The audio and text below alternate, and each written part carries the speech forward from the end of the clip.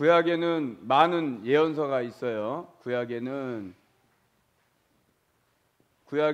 예언서가 대예언서, 소예언서. 그래서 이제 분량이 많아요. 분량이 많아서 대예언서 5개가 있고 5권, 소예언서는 12권 이렇게 있어요. 근데 신약은 이거는 이제 39권 중에 이렇게 있는 거 17권이. 근데 신약은 예언서 그러면 하나밖에 없어요. 하나. 뭐밖에 없어요? 오늘 배우는 거? 요한계시록. 요한이 썼으니까 요한계시록. 그래서 요한계시록 요거 하나가 신약에서는 예언서인데 요거 한 권밖에 없죠. 구약은 17권이나 있는데. 하나님은 선지자들을 통해서 하나님의 말씀을 대언할 수 있도록 또 하나님의 비밀을 보여주셔서 또 그것을 선포할 수 있도록 그렇게 하셨는데, 신약에 와서는 사도 요한을 통해서, 사도 요한이면은 세베대의 아들 사도 요한을 말하는 거죠. 그 사도 요한이 말년에 반모섬에 유배를 가가지고 기록한 것이 요한계시록입니다. 자, 이 개요를 한번 살펴보기 전에 잠깐 요한계시록 1장 가서 한번 봅니다. 요한계시록 1장 1절에서 2절, 3절까지 한번 읽어봅니다. 시작. 예수 그리스도의 계시라. 이는 하나님이 그에게 주사 반드시 속히 일어날 일들을 그 종들에게 보이시려고 그의 천사를 그 종 요한에게 보내어 알게 하신 것이라. 자, 누구의 계시라 그랬습니까? 요한의 계시예요? 우리가 요한 제목이 요한계시록이니까 요한의 계시다. 물론 그렇게 말할 수도 있습니다. 그런데 진짜는 요한의 계시예요? 아니죠. 지금 1장 1절에서 뭐라 그랬어요? 예수 그리스도의 계시라 그랬습니다. 예수 그리스도의 계시. 예수 그리스도의 계시라는 건 누구의 비밀이라는 거예요? 하나님의 비밀이라는 거예요. 하나님의 뜻, 하나님의 일, 하나님의 비밀을 예수 그리스도가 직접 뭐 하신 거예요? 계시하신 거예요. 왜요? 앞으로도 있을 여러 예수 그리스도의 하나님의 여러 종들에게 알게 하려고 특별히 쓰임받았던 요한계시록을 쓰게끔 하나님 앞에 부름받고 쓰임받았던 사도 요한도 종이라 그랬어요. 사도 요한 그 종을 통해서 여러 종들에게 알게 하시려고 예수 그리스도의 계시를 주셨다 이거죠. 그런데 예수 그리스도의 계시 그러면 이거하고 또 계시 그러면 예수 그리스도 자신을 말하는 거예요. 그러니까 우리가 성경을 통해서 보면요, 하나님의 뜻이 누구를 통해서 나타난 거예요? 예수 그리스도가 이 땅에 오심으로 성육신 하신 거 그 자체가 뭐가 하나님의 뜻이 이 땅에 온 거예요. 그죠? 하나님의 뜻 자체가 이 땅에 오신 거, 이 세상에 오신 거란 말이에요. 그래서 계시라고 할 때는 예수 그리스도께서 하나님의 말씀을, 하늘의 비밀을 직접 알려주시고 보여주시고 깨닫게 하신 것도 예수 그리스도의 계시인 거고, 예수 그리스도가 자신을 이 땅에 나타내 보여주신 것도 뭐라고요? 그게 계시예요. 그래서 요한계시록은요, 자기 계시라고 합니다. 자기 계시. 무슨 계시요? 자기 계시. 왜요? 예수 그리스도 자신이 계시이기 때문에. 예수님 자신이 계시예요. 그러니까 여러분, 우리가 계시록을 배우면서 우리가 잘 알고 강조해야 될 것, 계시라는 건 특별히 요때로 계시는 이제 다 끝난 거예요. 알파와 오메가라 그랬잖아요. 그러니까 하나님의 말씀은, 하나님의 비밀은 창세기를 통해서 그 다음에 요한계시록을 통해서 그걸 다 이루시고 보여주신 분이 누구예요? 예수님이잖아요. 여러분, 계시는 그걸로 다 끝난 거예요. 그리고 앞으로 더 계시가 있어요, 없어요? 없다고요. 그런데 물론 이런 일은 있어요. 오늘날도 많은 주의 종들이, 특별히 은사를 받은 분들이 어제도 제가 국민일보 신문 보니까 하단부에 칼라로 광고가 나왔어요. 어느 여자분 목사님인데 예언 기도를 해준대. 예언 기도를 마치 점치듯이. 물론 그런 예언이 부분적으로는 있습니다. 부분적으로 예언은 있지만 여러분, 그게 본질적이고 그게 진리인 거예요? 아니에요. 그거 예언 기도 안 받아도 돼요. 뭐만 있으면 돼요, 내 안에? 예수 그리스도 있으면 되는 거예요. 말씀 있으면 되는 거예요. 근데 우리가 어리석고 워낙에 신비한 것들을 좋아하니까 일이 잘 안 풀리니까 신앙생활을 열심히 하는데 말씀대로 살아간다고 하는데 힘들고 어렵고 앞날이 안 보여. 하나님의 말씀은 앞날을 점치라고 있는 게 아니에요. 내 개인적인 앞날을 점치라고 하나님 우리에게 주신 말씀이 아니란 말이에요. 그런데 신령하다고 하면서 너 뭐가 될 거니까 너 이렇게 해 저렇게 이렇게 점쳐주는 것처럼 예언하는 거는 옳지 않은 거예요. 물론 하나님께서 강권적으로 역사하셔서 특별히 그런 쓰는 경우가 있긴 하지만 그게 주가 되면 안 된다고요. 그러니까 하나님의 말씀 계시는 창세기와 계시록을 통해서 어떻게 됐다? 끝났다. 끝이에요. 거기서 더 이상 붙여도 안 되고 빼도 안 되고 내가 특별히 어떤 은사가 있어서 예언의 은사가 임했다 그래서 함부로 예언을 해주고 예언을 또 받고 그런 일이 비일비재한데 있으면 되겠어요? 안 되겠어요? 안 된다 이 말이죠. 그런 건 우리가 서로 경계해야 되는 거예요. 아시겠죠? 예. 그래서 여기 분명히 말하는 거예요. 예수 그리스도의 계시라. 이는 하나님이 그에게 주사. 그는 이제 요한을 말하는 거예요. 그에게 주사. 요한이 마치 자기가 써놓고 직접 내가 하면은 신비주의, 그 당시에 이 신비주의도 막 들끓었으니까 내가 그러면 오늘날도 저 사람 약간 사람들이 의아하게 생각할 수 있잖아요. 요한도 그걸 의식한 거예요. 내가 받았다고 안 하고 3인칭, 내가 마치 다른 사람이 하나님께로부터 받는 것을 보는 것처럼 3인칭 시점, 관찰자 시점으로 표현한 거예요. 이게 예수 그리스도의 계시라. 이는 하나님이 그에게 그랬잖아요. 요한이 자기가 왜 그라고 표현을 할까? 그런 것 때문에 의식을 한 거예요. 더 객관성을 부여하려고. 이거는 사실이야, 하나님이 주신 말씀이야라는 걸 강조하려고 반드시 속히 일어날 일들을 그 종들에게 보이시려고 그의 천사를 그 종 요한에게 보내어 알게 하신 것이라. 요한은 하나님의 말씀과 예수 그리스도의 증거 곧 자기가 본 것을 다 증언하였느니라. 요한에게 보여준 것 그걸 다 증언하였다. 지금 증언하고 있는 거잖아요. 그래서 계시록을 이제 쓰고 있는 거예요. 3절 이 예언의 말씀을 읽는 자와 듣는 자와 그 가운데 기록한 것을 지키는 자는 복이 있나니 때가 가까움이라. 때가 가까움이라. 요거는 지금 요한 계시록에만 국한해서 말하는 거예요. 이 말씀을 읽고 듣고 보는 자, 신구약 구약 성경 그 당시에 있었던 그 말씀과 요거를 다 포함해서 오늘날 이제 성경을 목사님들이 설교할 때 성경 66권 전체를 그렇게 매칭을 시켜서 얘기를 하는데 우리가 계시록 공부할 때는 지금 여기 있는 3절에 있는 말씀은 뭐만 말씀하는 거예요? 계시록만 말하는 거예요. 계시록만. 자, 우리 20장 한번 가봅니다. 20장, 계시록 20장.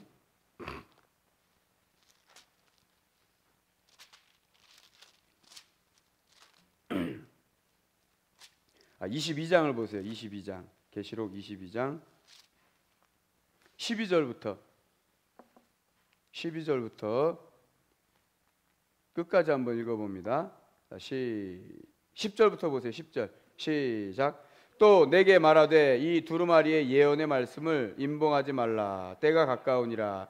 불의를 행하는 자는 그대로 불의를 행하고 더러운 자는 그대로 더럽고 의로운 자는 그대로 의를 행하고 거룩한 자는 그대로 거룩하게 하라. 보라, 내가 속히 오리니 내가 줄 상이 내게 있어 각 사람에게 그가 행한 대로 갚아 주리라. 나는 알파와 오메가요 처음과 마지막이요 시작과 마침이라. 자기 두루마기를 빠는 자들은 복이 있으니 이는 그들이 생명나무에 나아가며 문들을 통하여 성에 들어갈 권세를 받으려 함이로다. 개들과 점술가들과 음행하는 자들과 살인자들과 우상숭배자들과 및 거짓말을 좋아하며 지어내는 자는 다 성 밖에 있으리라. 나 예수는 교회들을 위하여 내 사자를 보내어 이것들을 너희에게 증언하게 하였노라. 나는 다윗의 뿌리요 자손이니 곧 광명한 새벽별이라 하시더라. 성령과 신부가 말씀하시기를 오라 하시는도다. 듣는 자도 오라 할 것이요 목마른 자도 올 것이요 또 원하는 자는 값없이 생명수를 받으라 하시더라. 내가 이 두루마리의 예언의 말씀을 듣는 모든 사람에게 증언하노니 만일 누구든지 이것들 외에 더하면 하나님이 이 두루마리에 기록된 재앙들을 그에게 더하실 것이요 만일 누구든지 두루마리의 예언의 말씀에서 제하여 버리면 하나님이 이 두루마리에 기록된 생명나무와 및 거룩한 성에 참여함을 제하여 버리시리라. 이것들을 증언하시니가 이르시되 내가 진실로 속히 오리라 하시거늘 아멘. 주 예수여 오시옵소서. 주 예수의 은혜가 모든 자들에게 있을지어다. 아멘. 자, 이 말씀을 있는 그대로 믿고 읽고 보고 지켜 행하라는 거예요. 그런데 계시록이, 우리가 그동안 계시록을 굉장히 터부시했단 말이에요. 왜냐하면 굉장히 어려운 말씀, 어려워요. 어려운 말씀인데 그렇다고 또 우리가 해석 못할 건 아니거든요. 그런데 그동안 우리 선대 목사님들이 잘못된 신학적인 교리적인 신학적인 그 뒷받침 속에서 계시록을 잘못 해석해 왔어요. 그러니까 계시록을 해석하다 보면 너무 영해도 할 수 있고 곡해를 할 수 있어요. 잘못된 해석을 가르치니까 우리가 신앙생활 하는데 많은 어려움이 있었어요. 그러다 보니까 야, 계시록은 아무나 해석하면 안 되겠구나, 어렵구나. 그래서 그냥 뒷전으로 밀어넣었어. 요한 칼빈도, 종교개혁을 했던 칼빈도요, 계시록을 주석을, 다른 성경은 다 주석을 썼는데 계시록만 주석을 안 썼어요. 계시록은 함부로 건드릴 수 없다 그래서 장로교의 그 개혁주의 장로교의 그 전통에 따라서 많은 장로교 신학자들이 또 목사님들이 계시록을 사실은 이렇게 터부시하다 보니까 모든 교회가 계시록을 잘 다루지 않았어요. 그런데 그 계시록을 다룬 게 이제 이단들이 계시록을 갖고 이제 설쳐내는 거예요. 이단들이. 그러니까 우리가 오히려 계시록을 몰라요. 그러니까 이단들이 계시록, 야 니네 이거 모르지? 우리가 가르쳐 줄게 해가지고 다 어디로 넘어간 거예요. 지금 신천지가 뭐 갖고 그렇게 막 커진 거예요? 계시록 가지고 커진, 계시록 가지고. 그 외에 그 전에 있었던 이단들도 마찬가지예요. 왜 그러냐 하면 1.1핵도 더하지도 말고 빼지도 말고 그대로 보라 그래. 그대로. 요한계시록을 해석할 때 여러 가지 해석의 방법이 있지만 중요한 것 두 가지를 먼저 말씀드리면, 계시록은 다 상징이에요. 상징적인 언어가 굉장히 많아요. 그리고 문자적인 게 많아요. 문자적. 그런데 계시록이 문자로 되어 있고 상징적인 요소가 많지만 분명히 이 모든 것은 아까 1장 1절 3절에서 볼 때 뭐라 그랬습니까? 장차 오실 이, 그죠? 장차 오실 이가 속히, 조금 전에 22장에도 읽었어요. 21절 20절에 장차 오실 이가, 속히 오실 이가, 이걸 다 증언하셨고 이게 다 어떻게 된다 그랬어요? 다 이루어진다 그랬잖아요. 이루어진다 그랬어요. 또 잠깐 1장으로 가서 봅니다. 요한계시록 1장 8절 한번 보세요. 1장 8절 시작. 주 하나님이 이르시되 나는 알파와 오메가라, 이제도 있고 전에도 있었고 장차 올 자요 전능한 자라. 자, 이전에도 있었어요. 지금 현재도 있어요. 장차도 오실 자예요. 그리고 다 이루실 거예요. 19절 20절 보세요. 17절부터 봅니다. 17절 1장 17절부터 시작. 내가 볼 때에 그의 발 앞에 엎드러져 죽은 자 같이 되매 그가 오른손을 내게 얹고 이르시되 두려워하지 말라, 나는 처음이요 마지막이니 곧 살아있는 자라. 내가 전에 죽었었노라, 볼지어다 이제 세세토록 살아있어 사망과 음부의 열쇠를 가졌노니. 이건 누가 말하는 거예요? 사도 요한이 예수님을 보는 거죠. 그 예수님께서 친히 요한에게 말하는 걸 요한이 들은 것을 그대로 인용해서 옮긴 거예요. 주님이 요한에게 말하시는 거예요.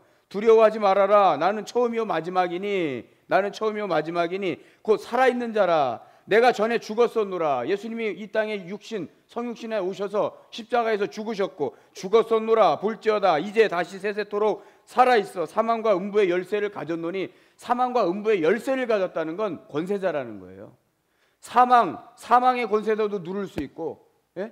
사망과 음부 모든 걸 다 멸할 수 있는, 심판할 수 있는 권세자라는 얘기예요. 그러므로 네가 본 것과 지금 있는 일과 장차 될 일을 뭐하라? 기록하라. 내가 지금 너에게 보여줄게. 사도 요한아, 내가 너에게 보여줄게. 이전에 있었던 일, 지금 될 일, 앞으로 장차 될 일도 속히 뭐하라? 기록하라. 그걸 누가 보여준다? 내가 보여준다. 1장 1절에 뭐라 그랬어요? 예수 그리스도의 계시라. 그래서 내 종 요한을 택해서 내가 많은 종들에게 장차 될 일을 알게 하려고 보여줬다. 기록하게 했다 그랬잖아요. 그래서 20절 봅니다. 시작. 네가 본 것은 내 오른손의 7별의 비밀과 또 7금 촛대라. 7별은 7교회의 사자요 7촛대는 7교회니라. 그러니까 이 지상의 7교회라는 것은 물론 소아시아 지역에 있었던 7교회를 상징하는 거예요. 상징이에요. 일곱 교회를 상징하고 실제로 존재했던 교회였지만 이 교회가 지금으로 와서는 무슨 교회를 상징하는 거예요? 일곱이라는 거는 완전수란 말이에요. 완전수. 그러니까 이 지상에 있는, 이 세상에 있는 모든 교회를 다 총망라하는 그런 상징적인 의미가 있는 거예요. 그러니까 일곱 교회 사이에 하나님의 일곱 촛대라 그랬으니까 거기에 일곱 별이, 하나님의 일곱 천사가 그 교회 사이를 왔다 갔다 한다는 거죠. 2000년대에는 소아시아에 있는 일곱 교회 뭐죠? 에베소, 에버서두 사빌라 이렇게 외우시면 돼요. 한번 해보세요. 에버서두 사빌라 해보세요. 에버서두 사빌라. 이게 계시록 2장에서 3장까지 나와 있는 일곱 교회예요. 일곱 교회. 왜 일곱 교회만 넣겠어요? 소아시아 지역에 이 교회 말고 엄청 많았는데 한번 불러보세요. 에베소, 버가모, 그 다음에 서머나, 그 다음에 두아디라, 사대, 빌라델비아, 라우디게아. 자, 이렇게 일곱 교회인데 이 일곱 교회밖에 없었겠어요? 아니에요. 교회가 많았단 말이에요. 그런데 대표적으로 이런 교회들을 딱 집었어요. 왜? 이 일곱 교회가 오늘날에도 이 교회가 모든 교회의 모습들을 다 대변할 수 있기 때문에 상징적인 거예요. 그러니까 이 일곱 교회 사이를 천사가 다녔다는 건 누가 다 관할하고 통치하고 다 간섭하시고 보신다는 거예요. 네, 하나님께서. 누굴 통해서? 하나님이 직접? 아니죠. 그의 일하는 천사들이, 천사 일곱 별이 다닌다는 거예요. 일곱 별이, 일곱 촛대, 일곱 교회를 상징한다 그랬죠. 하나님이 모든 교회를 통치하신다는 거죠. 그런데 교회를 주관하고 통치하시는 분이 뭐도 갖고 있다? 사망과 음부의 열쇠도 가지고 있다는 것은 모든 것을 다 주관하시는 만유의 통치자이시다라는 걸 보여주는 거예요. 그런데 바로 그 만유의 통치자이신 주관자이신 하나님이, 주님이 이제도 있었고 지금도, 이전에도 지금도 있었고 앞으로 장차 될 일이 있다 이거예요. 될 일이 있다. 근데 그 일이 속히 이루어질 거니까 너는 그 일을 기록해서 그걸 증언하고 보여줘라. 그게 바로 계시록이에요. 그런데 계시록은 이렇게 상징과 문자 이렇게 되어 있어요. 자, 한번 제가 예를 들어 설명해 볼게요. 개를 키우시는 분, 집에서 개를 키우는 분. 네, 우리 박군자 전사님 개를 키워요. 자, 박군자 전사님을 잘 아는 친구가, 우리 예를 들어서 이양숙 집사님이 박군자 전사님 집에 놀러 갔어요. 문을 딱 열고 들어갔더니 개 이름이 뭐죠? 제리. 제리가 막 와서 짖기도 하고 막 반겨 꼬리도, 주인을 보니까 꼬리 흔드는데 이상한 사람이 오니까 짖어. 그러니까 이제 가면서 야, 너네 집에는 개를 키우는구나 그랬어요. 그랬더니 박군자 전사님이 야, 우리 집에는 뭐 개만 키우는 줄 알아? 여우도 키워 그랬어요. 잘 들으세요. 자, 개와 뭐가 나왔어요? 여우가 나왔어요. 근데 개는 진짜 개를 키워요. 진짜 개야. 그죠? 이 개 이름이 제리래요. 멍멍 짖는 개예요. 근데 이 여우는 누굴 말하겠어요? 여우는 상징이야. 이거는 문자적인 거예요. 여우는 누굴 말할까요? 박군자 선생님 집에 가면 자녀가 둘이 있어요. 하나는 아들이고 하나는 딸이 있어요. 근데 딸이 여우야. 딸이 여우야. 그러니까 우리 박군자 전사님이 야, 개만 있는 줄 알아? 우리 집에 여우도 하나 있어. 그랬단 말이야. 그러면 우리가 받아들일 때 아, 저 집은 개도 키우고 진짜 여우도 키우는구나. 그럼 여우가 개 잡아먹지. 그동안에는 계시록을 이렇게 해석했다고요. 아예 이거는 문자적인 거예요. 진짜 개죠. 근데 이게 상징이야. 딸을, 이건 사람을 나타내. 사람이야. 딸 채은이가 이뻐요. 자, 이거는 사람을 나타내는 상징이에요. 그런데 과거에 계시록을 해석할 때 학자들이나 목회자들이 아, 이거를 이렇게 합쳐가지고 통합적으로 해석을 하려고들 안 하고, 계시록이 때로는 어려우니까 그냥 다 문자로만, 다 문자적인 해석을 다 해버렸어요. 그러니까 볼 때 다 뭐예요? 아, 그래, 저 집엔 개도 있고 뭐도 있다? 여우도 있어. 여러분 맞아요, 안 맞아요? 안 맞아. 또 한편은 문자로 푸는 게 아니라 상징으로 풀었어. 아, 저 집엔 여우가 있다는데 그 여우는 딸이야, 사람이야. 그러니까 개도 볼 때 아, 저 집은 이거 개 아니야, 아들이야, 사람이야. 맞아요, 틀려요? 틀리다고요. 그러니까 계시록에서 말하고자 하는 걸 분명하게 잘 파악해야 된다고요. 그러니까 이거는 누구의 몫이에요? 사실 다른 성경 구약 신약 합쳐서 65권보다 계시록을 해석하려면 정말 제대로 공부도 하고 제대로 신학적인 뒷받침 속에서 성경도 많이 본 사람들이 책임감을 갖고 제대로 이거를 해석해서 제대로 연구해서 성도들에게 제대로 먹여줘야 되는 거예요. 그걸 안 하는 목회자는 직무유기하는 거예요. 왜? 계시록 해석하는 게 어렵고 두려워하니까 목회자도 안 하려고 그래. 근데 해야 된다고요. 그리고 성도들도 알아야 된다고요. 알아야 돼요. 이걸 신천지가 자꾸 건드리니까 우린 저거 못 건드려. 야, 그건 건드리는 거 아니래. 옛날에 어르신들 신앙생활 하던 뭐 그랬거든요. 왜? 옛날에 계시록을 해석한다고 강의한다고 했던 목사님들이 이상하게 일찍 돌아가셨어. 그러니까 또 이상한 루머들이 돌았어요. 90년대에. 야, 계시록을 손대면 그 목사님은 죽어. 진짜 그런 루머가 있었어요. 그러니까 목회자들도 계시록을 함부로 손을 안 댔어. 웃기죠. 그러다 보니까 막 이단들이 설쳐가지고 이 계시록을 들고 지네들 맘대로 막 해석을 해버리니까 지금 신천지에서 그걸 막 다 뭐로 해석해버려요? 다 상징으로 해석해버려요. 상징으로. 그러니까 영해를 해요. 다 상징으로 해석한다고요. 우리는 상징적인 건 뭐로? 상징으로 풀어야 되는 거고, 문자적인 거는 또 뭐로요? 문자로 풀어야 되는 거예요. 이 계시록, 여러분 계시록 이거 22장을 이거 사실 1년을 이거 하나 갖고 1년을 한 장씩 다 강의하면 1년짜리 계시록이 1년을 해야 돼요. 계시록 하나만. 그런데 여기서 이걸 다 어떻게 하냐고요. 그러나 제가 여러분들에게 오늘 드리고 싶은 말은 계시록을 보는 관점을 설명드리는 거예요. 계시록을 보는 관점.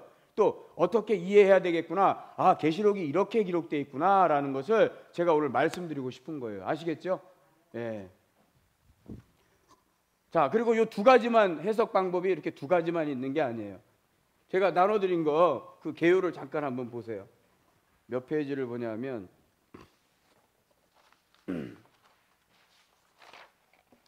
3페이지를 한번 보세요. 3페이지.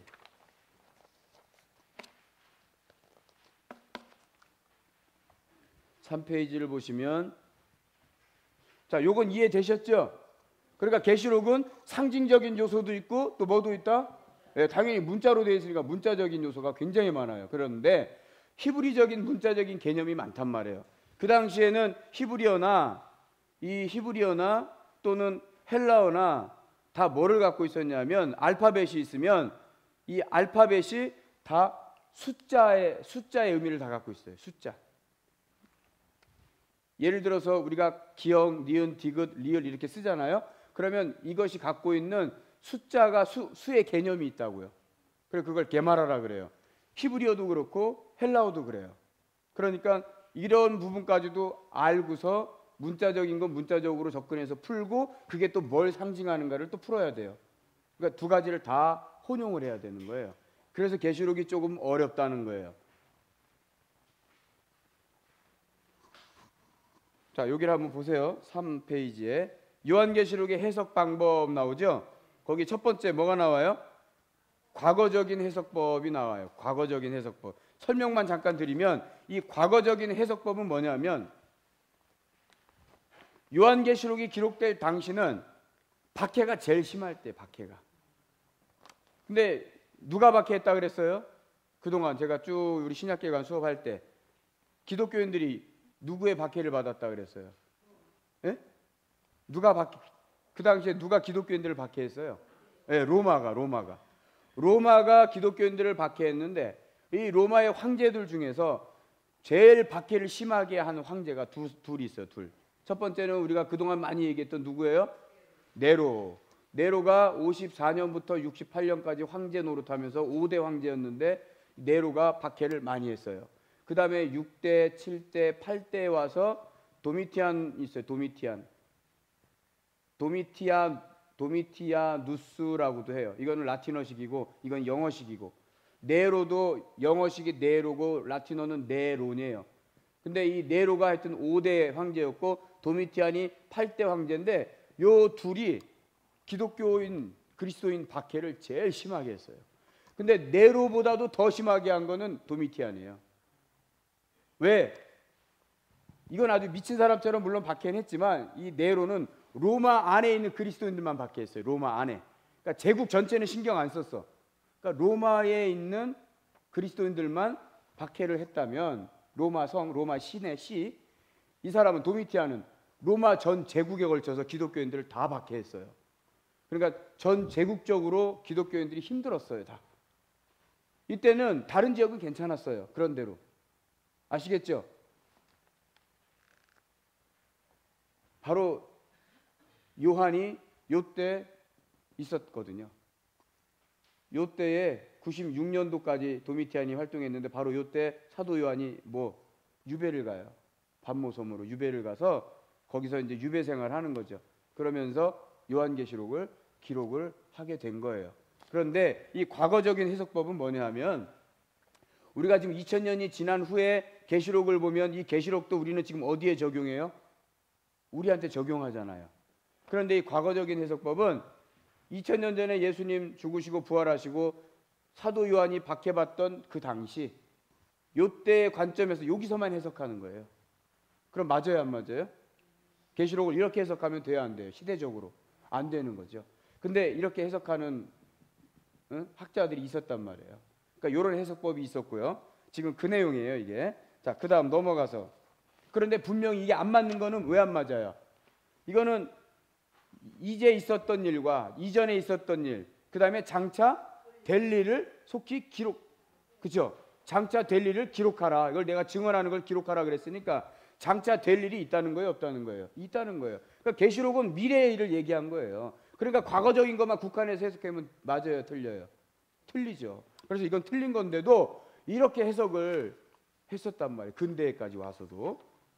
또 두 번째,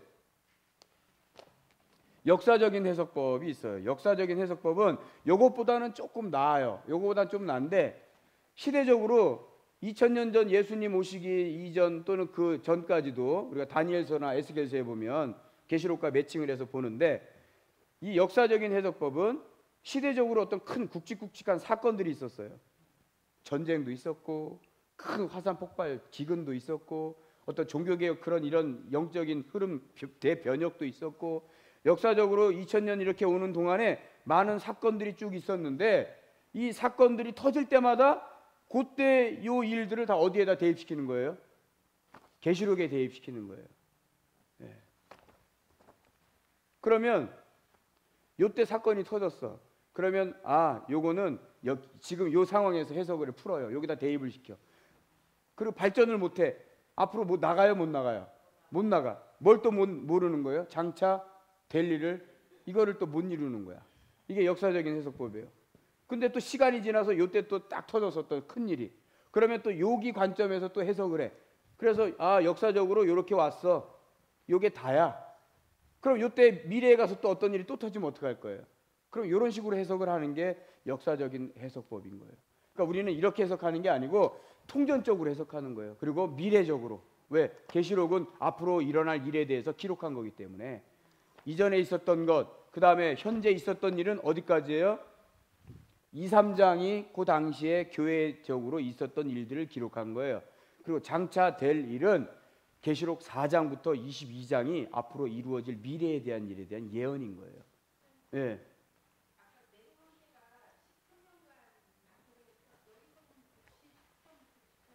54년에서 68년까지. 어디?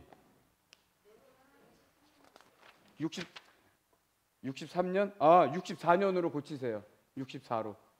예.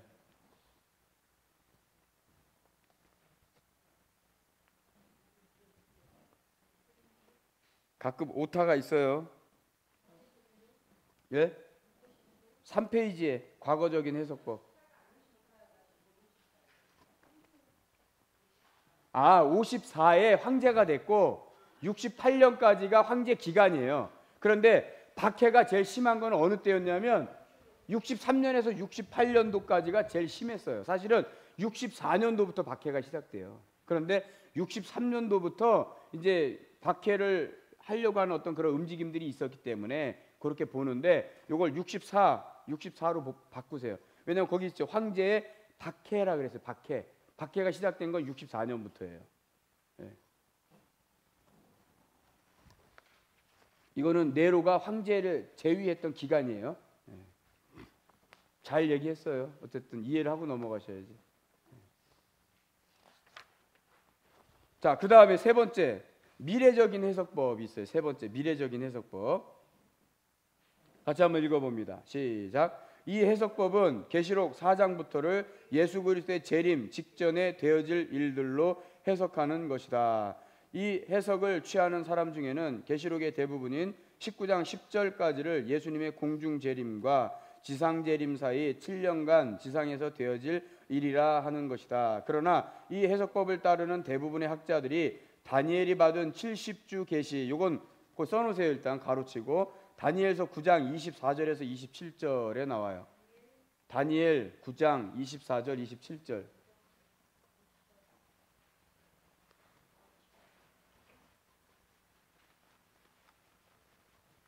지금 막 정신 없지요? 계시록. 이게 구조를 일단 객관적으로, 계시록은 특히 다른 것보다도 더 중요한 게 본문 들어가서 본문을 아무리 강의해도 계시록 맥이 안 잡혀요. 근데 계시록 구조가 어떻게 돼 있고 이런 관점에서 계시록을 봐야 된다는 걸 이해를 해야 계시록을 보더라도 조금씩 그림이 잡혀가요. 계시록은 진짜 어려워요. 이 구조를 잡기가. 그러니까 이걸 알아야 돼요. 자, 미래적인 해석법. 거기 70주 계시 썼죠? 다니엘서 9장 24, 27절. 예. 그다음 그 바로 윗줄에 7년간 지상에서 되어질 일이라고 돼 있죠? 거기는 이제 7년 대환란을 말하는 건데 이 내용은 11장 9절 11절 거기 보시면 계시록 11장 9절 11절 계시록 11장 9절 11절 써놓으시고 그 다음 단락 한번 읽어봅니다. 그러나 읽다 말았는데 시작. 그러나 이 해석법을 따르는 대부분의 학자들이 다니엘이 받은 70주 계시에 남은 한 일의 일에 대해서는 알고 말은 하면서도 계시록을 이스라엘과 예루살렘을 중심한 한 일회에 되어지는 일로 이해하지 못하고 이방인 중심으로 해석하니 혼미한 것이 된다라고 해놨는데 새 일회가 나옵니다. 그게 다니엘서 10장 2절에서 3절 써놓으세요.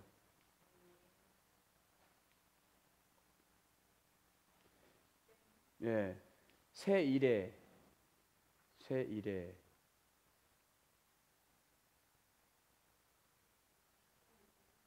10장 2절에서 3절.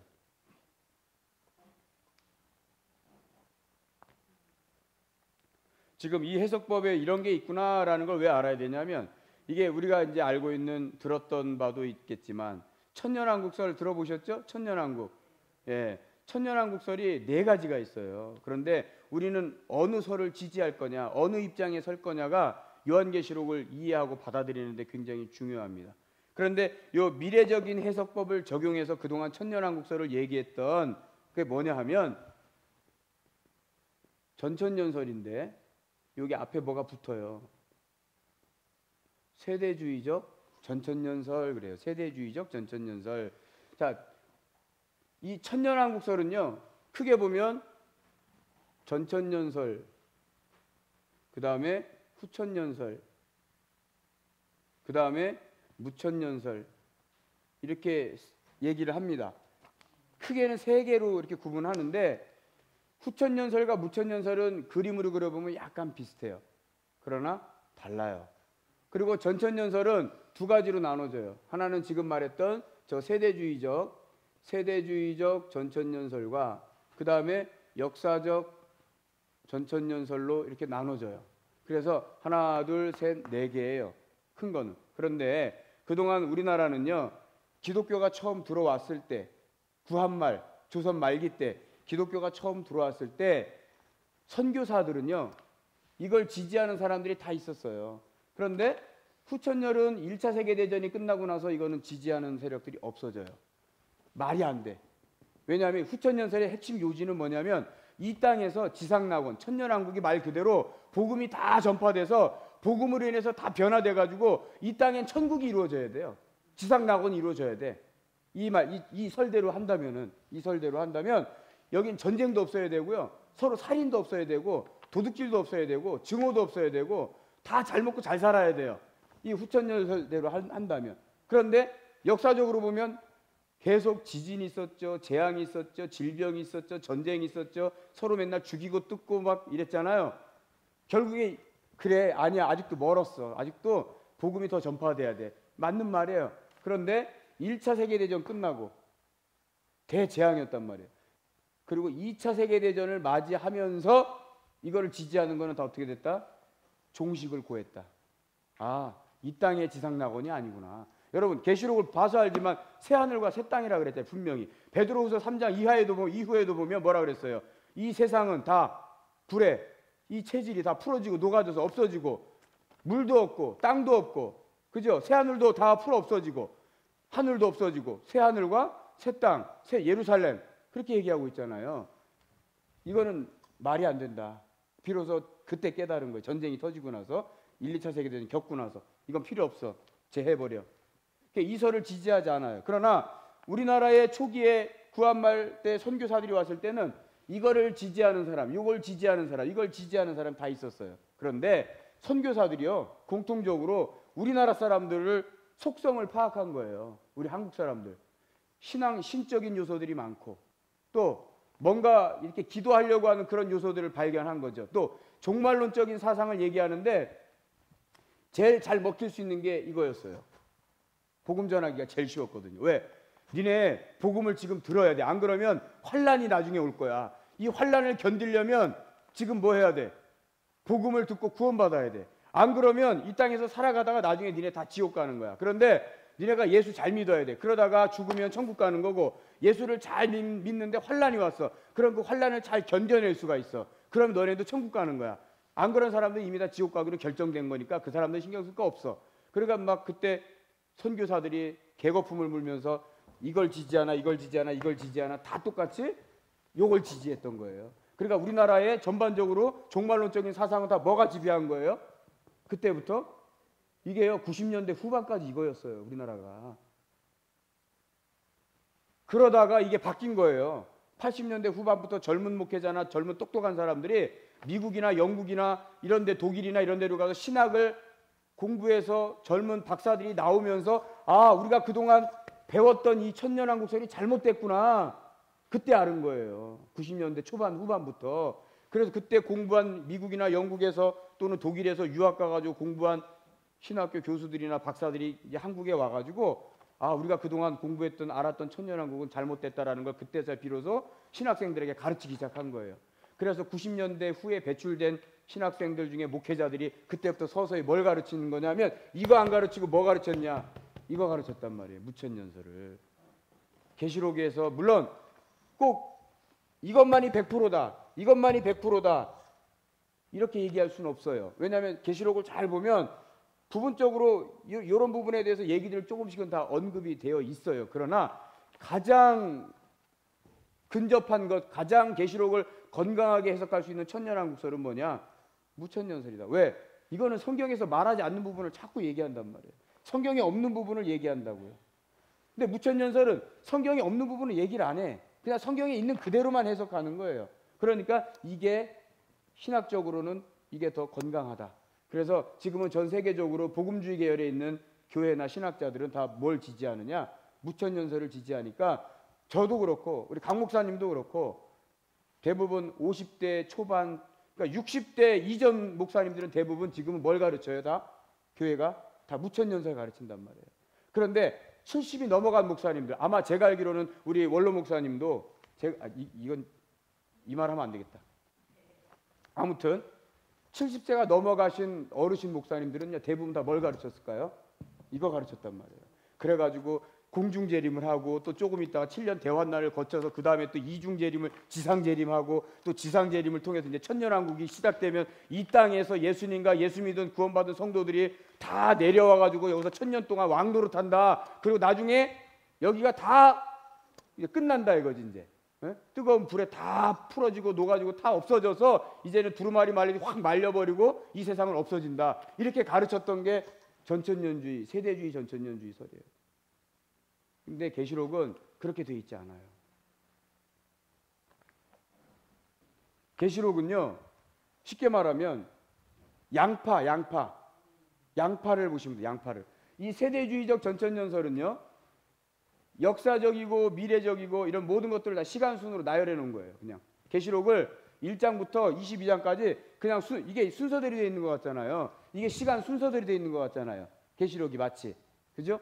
1장은 그동안 1장은 계시에 대한 내용, 이걸 내가 장차 너에게 보여줄게라는 그것을 말하고 있고, 2장과 3장은 일곱 교회, 일곱 교회에 대한 거, 그 당시의 상황을 말하고 있는 거고 4장부터 22장까지는 장차 될 일이에요. 그러니까 이것까지는 맞게 봤는데 장차 미래에 될 일인데 4장부터 22장까지는 그런데 이거를 시간 순으로 다 어떻게 한 거예요? 다 쪼개놨어. 시간 순으로 그냥 나열해놨어요. 다 쪼개놨어. 이렇게 해석을 했다고요. 이게 바로 이렇게 해석한 거예요. 근데 계시록은 이렇게 해석하면 안 된다고요. 양파를 생각하셔야 돼요. 양파가 어때요? 양파가 어때요? 껍질을 이렇게 까면 껍질을 까면 속에 또 있어요. 또 까. 계시록은요. 재앙 심판한다라는 거, 재앙은 똑같은 거예요. 하나님이 심판하신다. 그런데 처음에 이 심판을 하기 위해서 하나님 두루마리를 말씀인 거예요. 인봉된, 봉된, 딱 감춰져 있고 닫혀져 있는 말씀, 봉인된 말씀을 요한이 받은 거예요. 근데 요한도 이걸 해석할 수 없어, 풀 수 없어. 그러니까 두려워하니까 주님이 친히 이 두루마리를 5장에서 그 얘기예요. 5장에서 이 인봉을 누가 풀어요? 감춰져 있는 비밀을 누가 풀어요? 마지막에 될 일을. 심판. 마지막에 될 일은 심판을 말하는 거예요. 심판. 마지막에 될 일. 근데 그게 다 어디에 감춰져 있다는 거예요? 여기에 감춰져 있다는 거예요. 두루마리에. 그러니까 요거를 이렇게 하나를 깐 거야. 그 깐 게 뭐냐면 7인의 심판이에요. 7인. 7인을 떼는 거야. 봉인을 7개 그걸 다 떼. 그게 초반부에 나오는 거예요. 그래서 요 봉인을 떼니까 요 두루마리의 봉인을 딱 떼니까 요게 또 뭐가 나와요? 7 천사가 나오는데 뭘 갖고 있어요?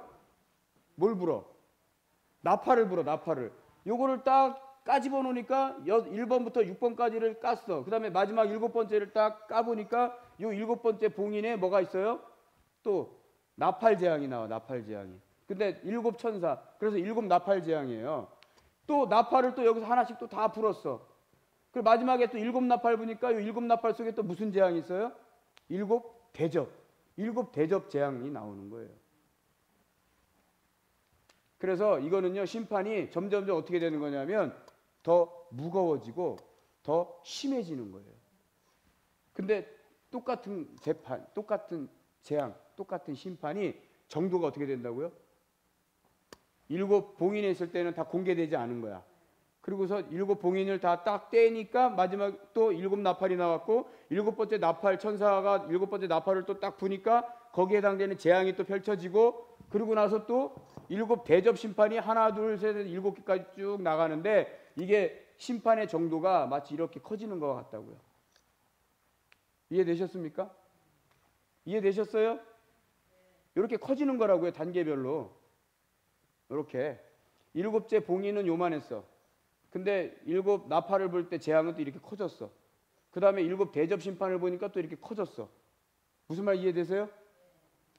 이걸 점진적이라고 하는 거예요. 점진적. 자, 돌멩이를 물에다 하나 딱 던졌어. 그럼 물보라가 어떻게 돼요?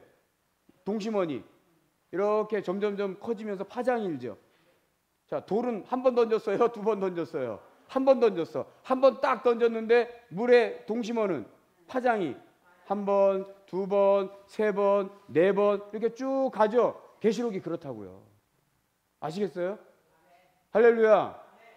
계시록을 이렇게 봐야 된다고요. 그래서 요 구조를 설명해 놓은 게 요 그림에 보면요. 그림 요 A3 한번 요거만 보고 잠깐 화장실. 자, 요 그림에 보시면 요 두 번째 큰 박스를 한번 보세요. 두 번째 큰 박스. 두 번째 큰 박스. 거기 보면 1장 위에 보면 1 해가지고 여기 본 것이라고 되어 있어요. 본 것. 하나님이 계시를 보여주신 것을 요한이 기록했다는 내용이 1장이에요.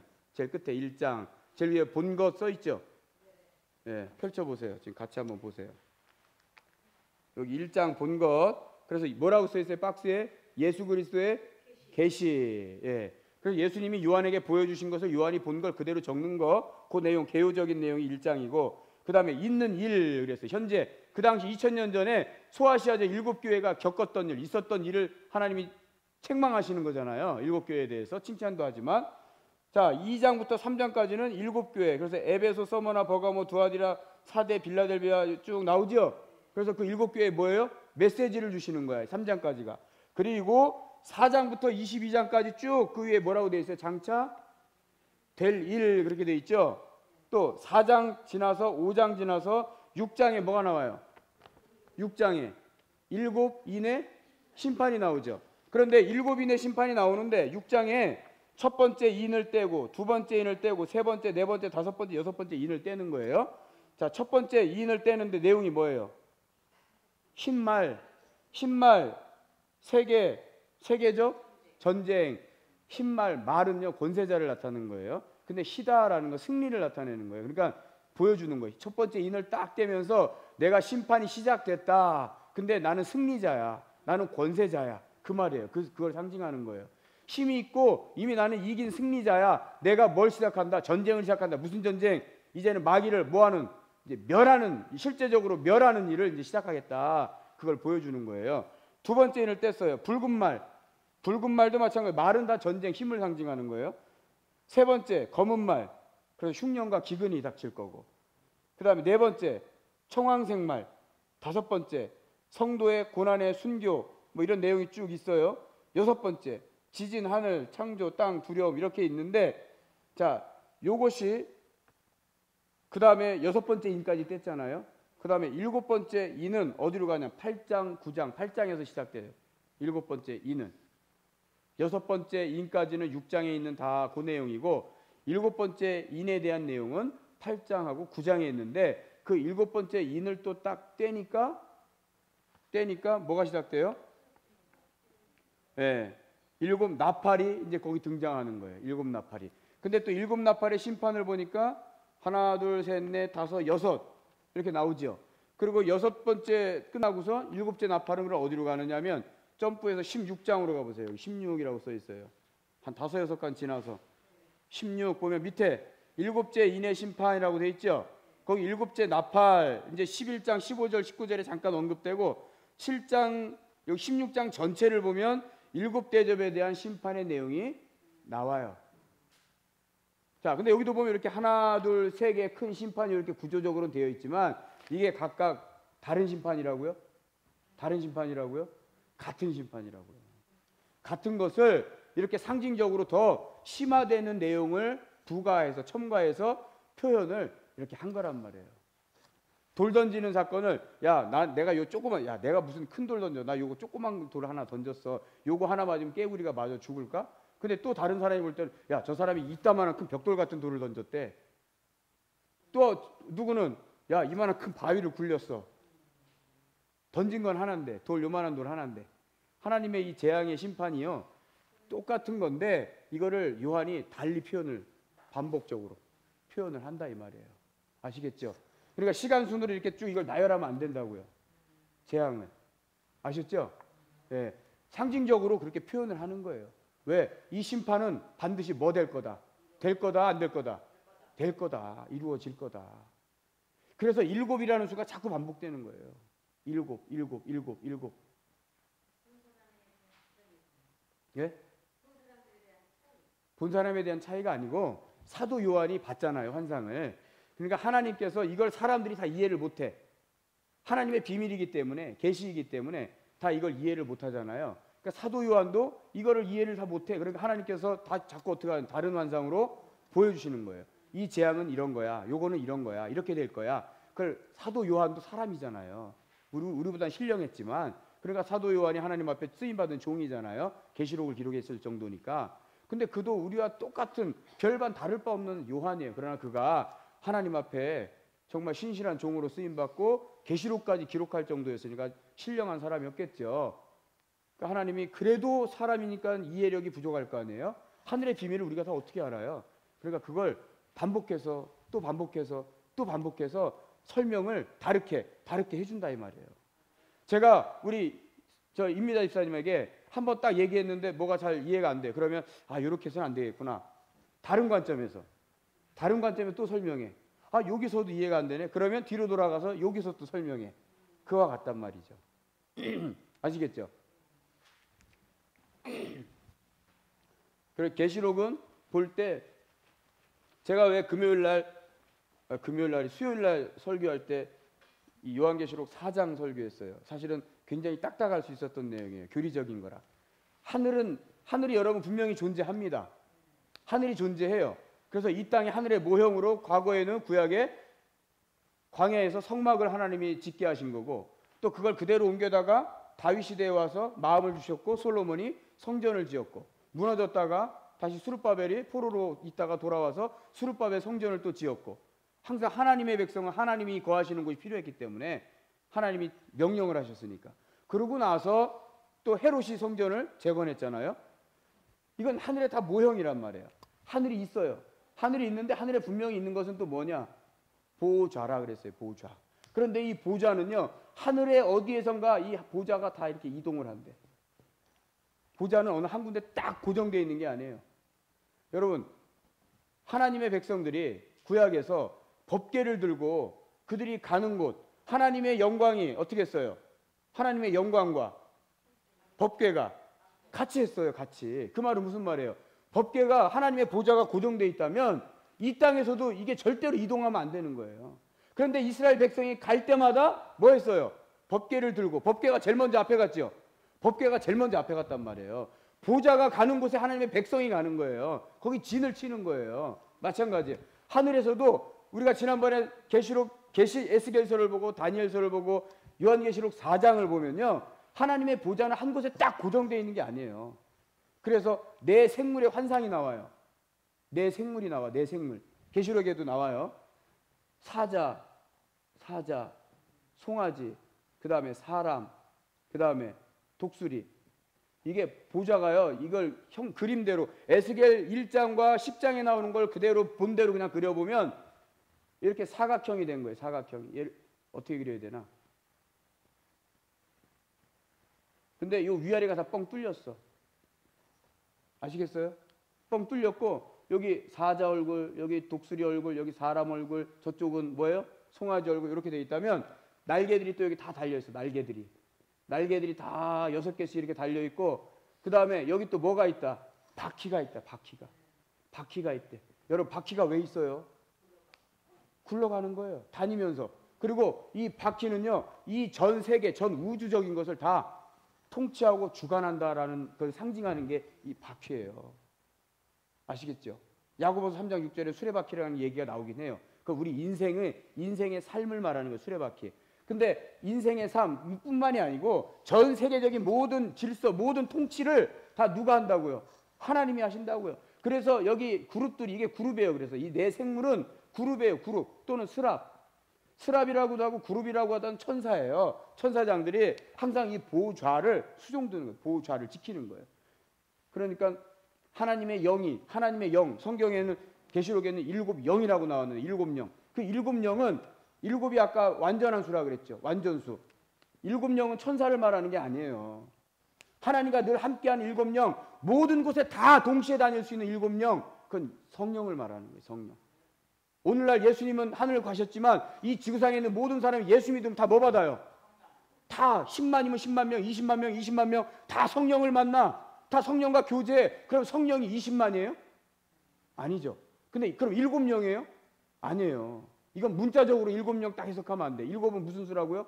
완전수라고. 그러니까 충만한, 모든 세계 다 충만하게 누가 있다? 하나님의 영이. 그러니까 이 사이로 누가 왔다 갔다 해요? 하나님의 영이. 이게 게스겔? 이게 에스겔에 나와 있는 환상인 거예요. 에스겔에 나와 있는 환상. 하나님의 영이 다녀. 근데 하나님의 영이 나와서 이동해. 그럼 하나님의 영이 이동할 때 뭐도 이동한다? 보좌도 이동한다. 보좌도. 구름이 움직여. 그러니까 법궤가 그래야 움직이는 거예요. 법궤 혼자 달랑 들고 갈 수 없다고요. 하나님의 영광이 함께하고 있다는 상징이야. 구름과 불기둥은 그게 움직여야, 가야 뭐도 가요? 진도가 따라가는 거예요. 근데 항상 뭐가? 법궤가 가네요. 왜? 법궤가 뭘 상징하기 때문에요? 보좌를 상징하기 때문에. 아시겠죠?